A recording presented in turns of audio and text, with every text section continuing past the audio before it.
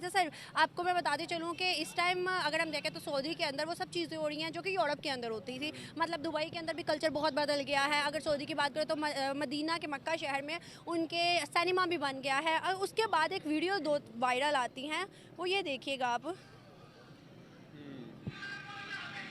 सारे आपको नज़र आ रहे हैं, शेर हैं ये सारे। और ये देखिए, ये वहाँ का माहौल इस टाइम बना हुआ है। इसके अलावा एक और वीडियो भी है, वो भी मैं आपको दिखाती हूँ। ये चमक चलो एक गाना है, उसके ऊपर ये देखें। अच्छा, ला हौला वला कुव्वता इल्ला बिल्लाह। मुझे असल में दुख होता है हम लोग का जो मेन इस्लामिक कंट्री हम लोग जिसको ज़्यादा करते हैं, हम इबादत करने जाते जी हैं। जी, जहाँ पे इबादत करने के लिए जाते हैं वो सऊदी अरेबिया है। और दुख होता है कि सऊदिया को इस पोजीशन में देख के, ख़ास तौर पे ये जो गवर्नमेंट है, इस गवर्नमेंट ने बहुत ज़्यादा सऊदिया को, गवर्नमेंट ने बहुत पीछे धकेल दिया सऊदी अरब को। सर, क्या वजूहत लग रही है कि वो यूरोप को फॉलो कर रहे हैं, यूरोप के कल्चर को मतलब अपने अंदर अडॉप्ट कर रहे हैं, या फिर इंडिया को प्रेफरेंस दे रहे हैं? उनके जो मतलब जैसे मंदिर वगैरह है, पूजा वगैरह के लिए वो उनको बुलाते हैं, तो मतलब ये चीज़ें कहाँ क्यों कर रहे हैं वो? बेसिकली वो दुबई को फॉलो कर रहे हैं। दुबई में बिजनेस कम्युनिटी है, बिजनेस आता है, तो सऊदिया को भी ऐसा लग रहा है कि हमारा पेट्रोल पता नहीं कब तक रहेगा और पेट्रोल को हम लोग कहाँ तक इसको पीछे लेके जा सकते हैं आगे, जिससे हमारी, तो उसके लिए वो एफर्ट कर रहे हैं कि हम लोग दुबई जो है उसका सिर्फ 1% जो है वो रेवेन्यू वो जनरेट करते हैं सिर्फ पेट्रोल से। बाकी 99% रेवेन्यू उनका जो है बिजनेस से आता है, टूरिज्म से आता है, बिजनेस से आता है। तो इस वजह से मुझे दुबई किसको फॉलो कर रहे हैं?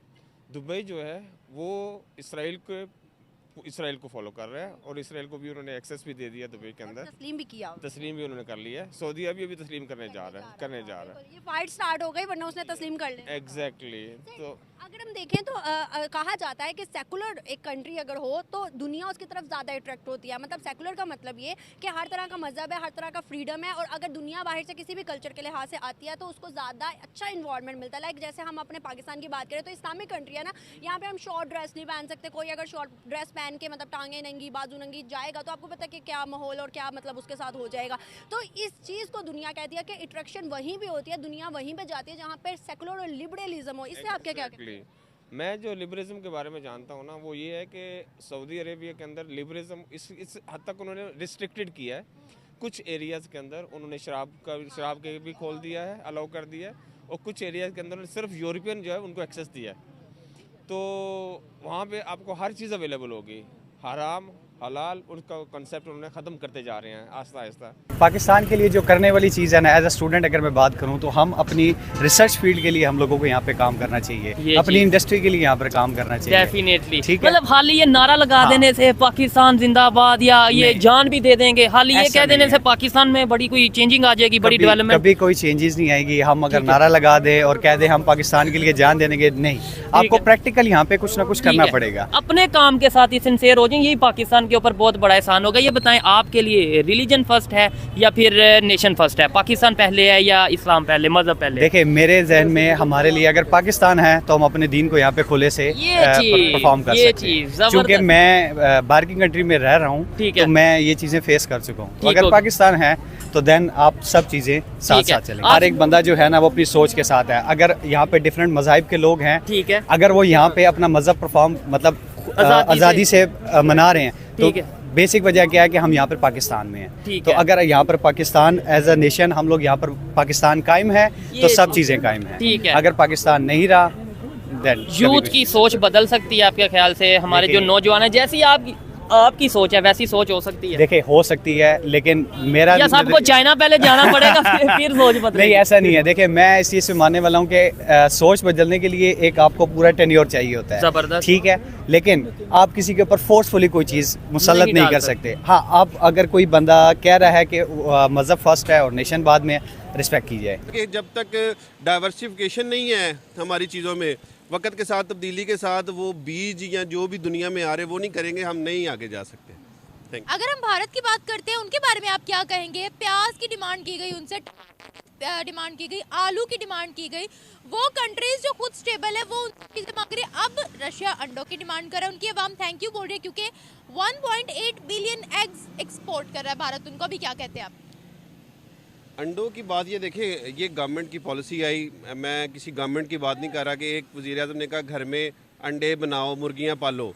तो अब मतलब ये है कि पोल्ट्री फार्म खोलो। फार्म खोलो। चले मैं उसे छोटे लेवल की बात करता हूँ, हमारे गांव में ही करते हैं लेकिन शहरों में करने लगे, क्या मसला है? ईगो का मसला है। ये ईगो का मसला नहीं होना चाहिए। आज मैं खुद अपने बच्चों के लिए देसी अंडे ढूंढता हूँ, मुझे नहीं मिलते। इमरान खान साहब ने ये स्टेटमेंट दी थी, यस आई नो। ठीक, अभी ये छोटी छोटी चीज़ें हैं जो कि आवाम को करनी पड़ेंगी। कहने का मतलब ये है कि भारत में भी वही मिट्टी है जो पाकिस्तान में है, कोई फ़र्क नहीं है।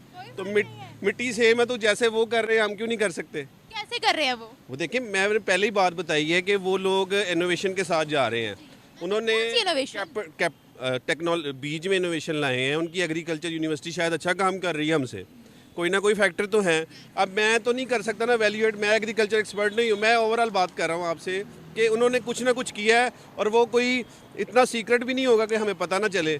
हमारे रिसर्चर होंगे, उसके ऊपर रिसर्च करें। ये कोई 100 बंदे की टीम दे दे, मैं आपको बता दूंगा कि ये रेतली ज़मीन है पाकिस्तान में, इस जगह पे बना लें भाई। इस जगह का जो भी आना है, टाइकोन आना है लैंड का, वो आके ज़मीन बना ले, सोसाइटी बना ले, अस्करी बना ले, DHA बना ले, बैरिया बना लो। लेकिन यार ये एग्रीकल्चर वाली खुदा के वास्ते छोड़ दो। ये हमारे गरीब बच्चों के लिए खाना बना हुआ दे रही है। अभी कुछ सस्ता चीज़ मिल रही है, शायद आलू सस्ता हुआ, मेहरबानी है, नहीं तो फिर हमें कुछ भी सस्ता नहीं मिलेगा। और हमें हर चीज़ के लिए रशिया के पास जाना पड़ेगा। रशिया इंडिया से मंगवाएगा और हम रशिया से मंगवा के प्याज खाएंगे। इनडायरेक्टली खाना तो हमने भारत की चीजें आ रही है ना यहाँ पर।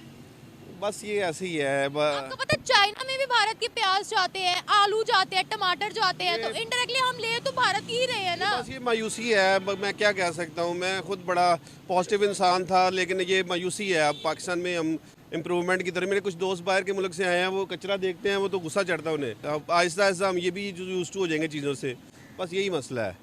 आखिर सवाल आपसे पूछती हूँ, किस तरीके से हम अपने आप को उनके मुकाबले पर लाएंगे? वो एक एक्सपोर्ट को बैन करते हैं, पूरी दुनिया को फर्क पड़ता है।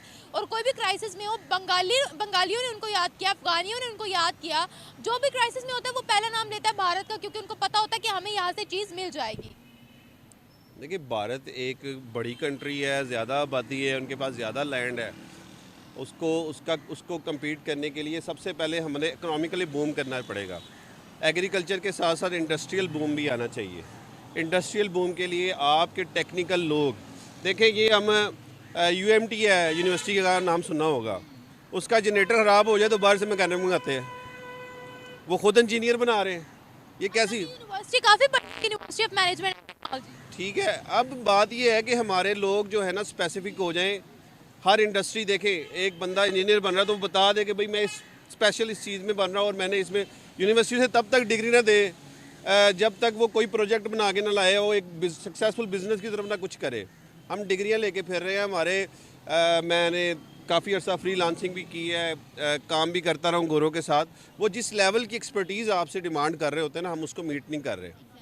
हम 2009-2011 में फ्रीलांसिंग में भी टॉप क्लास थे, इंडिया से आगे थे, लेकिन फिर क्यों नीचे आए?